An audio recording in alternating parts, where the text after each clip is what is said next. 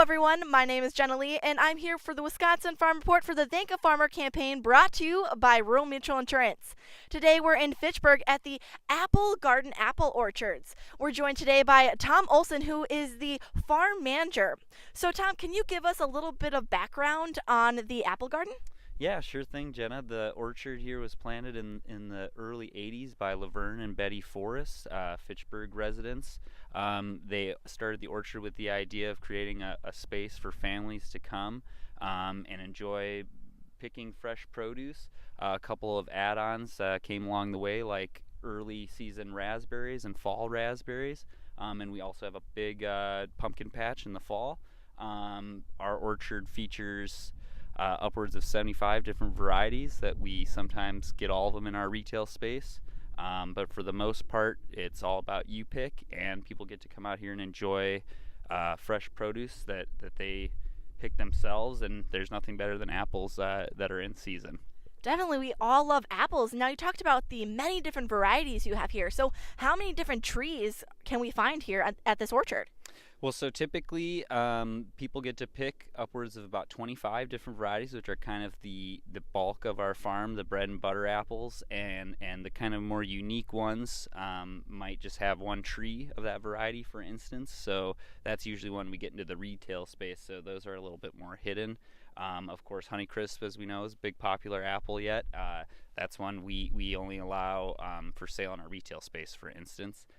But people on any given week when we're open usually get to pick upwards of 5 different varieties, which is pretty incredible. And talking a little bit more about apples, when can we see a tree mature and create those delicious apples for people to come and pick? Well, so thinking about it more, it's a little bit of a complicated answer because there's different combinations with root stocks and scions that we know most apple trees are grafted, but typically it takes about 3 years for putting a tree in the ground to get a crop, if you want to say. It's different in commercial versus a homeowner setting. Commercial settings, we tend to wait a little bit to make sure we've got an established tree. But ones that homeowners can go and buy at say their garden retail place, it's going to be within 3 years that they're gonna be growing apples, and that's a good point, that if someone were to buy a new tree and they've got a little apple on it right at the beginning, it's a good idea to maybe take those blossoms off the first year and let it focus on growth. Great. And right now, a lot of our farmers are trying to get into the fields, even though we are having a little bit of weird weather. What are you currently doing here on your facility? Pruning apple trees is kind of our main goal. We've got 6,500 apple trees and some change, and it takes almost 5 months for me and another gentleman to prune the whole orchard. So it's basically a hurry up and wait game to get everything done before the buds break.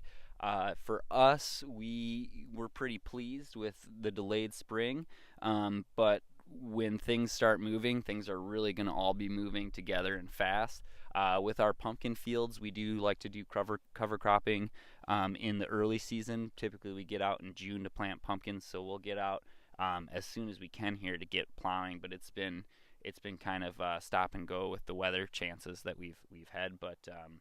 So far, no complaints. If we can get another week and a half without the trees breaking their buds, I think I'm more confident we'll get through spring without a snap frost. The trees will survive that, but you never quite know what the consequences will be for a frost. And when can people start to come and pick some of those apples, as well as the pumpkin patch?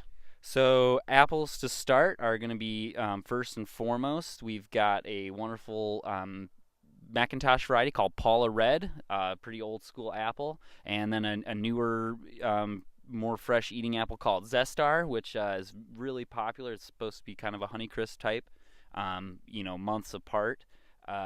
So we're really excited about that. That's the first apples that get onto the shelves and that people are allowed to come out here and visit, and that is the middle of August, end of August, if you can believe that. So pretty quick developing apple.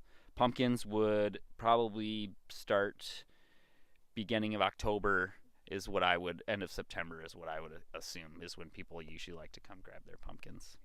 And where could people go if they wanted a little bit more information about Eplegaarden? We have a website. Visit our website, eplegaarden.com. Eplegaarden. It's the Norwegian spelling for the apple farm. And we look forward to having your business this fall. We will be participating in a few early season markets, so be sure to check out our page for events, and we're hoping to be a lot more current with our internet presence this year. Great, thank you so much. That's Tom Olson. He is the farm manager here at Apple Gardens in Fitchburg, Wisconsin. For the Thank a Farmer campaign brought to you by Rural Mutual Insurance, I'm Farm Assistant Jenna Lee.